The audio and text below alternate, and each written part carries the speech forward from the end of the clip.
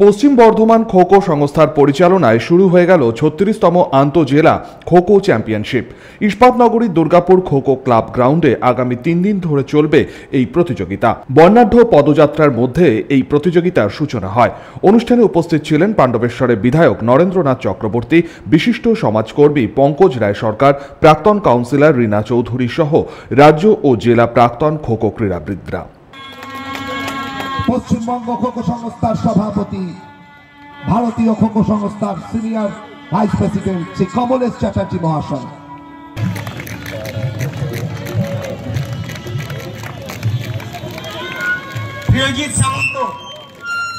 আমরা সুচারুভাবে এই খেলা সম্পন্ন করে প্রত্যেককে সুন্দরভাবে আতিথেয়তা দিয়ে আমি আবার ফাইনালের দিন সবাই যাতে ভালোভাবে এই খেলা সংগঠিত হয় তার প্রয়োজনীয় ব্যবস্থা আমরা দেখব।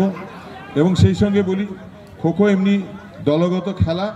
খোখো সাধারণত আমি শুনেছি যেখানে খোখো দিকপাল যারা খোখো পরিচালনা করেন গোটা রাজ্যে তারা বসে আছেন, তবু বলছি আমার যেটুকু সাধারণ জ্ঞান তার থেকে, যে খোখো লোকমান্য যে বাল গঙ্গাধর তিলক তিনি এবং তার ভাই প্রথম এই খেলা নিয়মকানুনগুলো বোধহয় তৈরি করেছিলেন।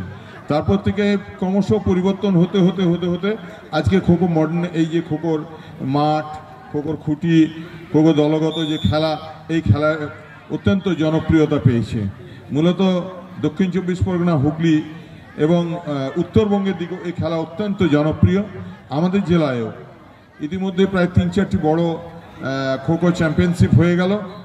আজকেও যে আমাদের প্রায় ৪০০ জনের বেশি প্রতিযোগীদের নিয়ে এই খেলায় আরও সুন্দরভাবে সুচারুভাবে কামনা করব এবং সবাইকে ধন্যবাদ এবং কৃতজ্ঞতা জানিয়ে সব রকম সাহায্যের প্রতিশ্রুতি দিয়ে, এবং বিশেষ করে আমি একটু অন্য হিংসুক টাইপের লোক আর কি, আমার যারা ছেলেমেয়েরা আছে, আমাদের যারা পশ্চিম বর্ধমানের প্রতিনিধিত্ব করছে, তাদের প্রত্যেককে আমার ব্যক্তিগত পক্ষ থেকে ট্র্যাকস্যুট দেওয়ার প্রতিশ্রুতি আগেই দিয়েছি এবং উদ্যোক্তাদের বলছি যে ভালো করে খেলা করুন, চিন্তার কোনো কারণ নেই, আমরা সঙ্গে আছি। রাজ্য সংস্থার খেলা, পশ্চিমবঙ্গ রাজ্য খোখো সংস্থার প্রথম পরিকল্পনা হয়েছিল যে প্রত্যেকটা জেলা আমাদের খেলে।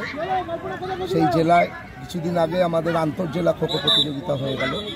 তাতে প্রায় ৪৬টা দল প্রত্যেকটা জেলা অংশগ্রহণ করেছিল, পুরুষ এবং মহিলা দল। সেখান থেকে প্রথম 10টা আমরা বেছে রেখে বাদবাকি সব টিমকে বি ডিভিশন ঘোষণা করে বি ডিভিশনের প্রথম আন্তঃজেলা, এই আন্তঃজেলায় যারা চ্যাম্পিয়ন এবং রানার্স হবে তারা আগামী দিনে এ ডিভিশন ইন্টার ডিস্ট্রিক্টে অংশগ্রহণ করতে পারবে যোগ্যতা অর্জন করলে।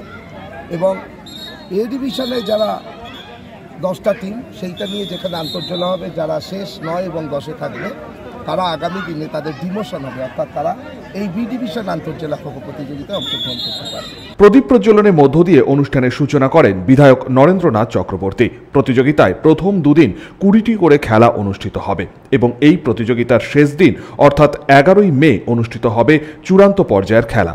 প্রতিযোগিতায় মহিলাদের 15টি এবং পুরুষদের 13টি দলে মোট 4 শতাধিক খেলোয়াড় অংশগ্রহণ করছে।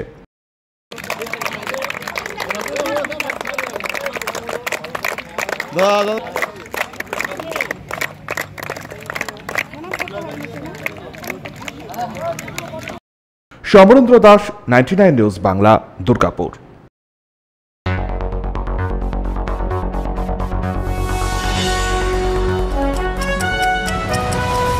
আপনারা দেখছেন 99 নিউজ বাংলা। বদলাবো আমরা।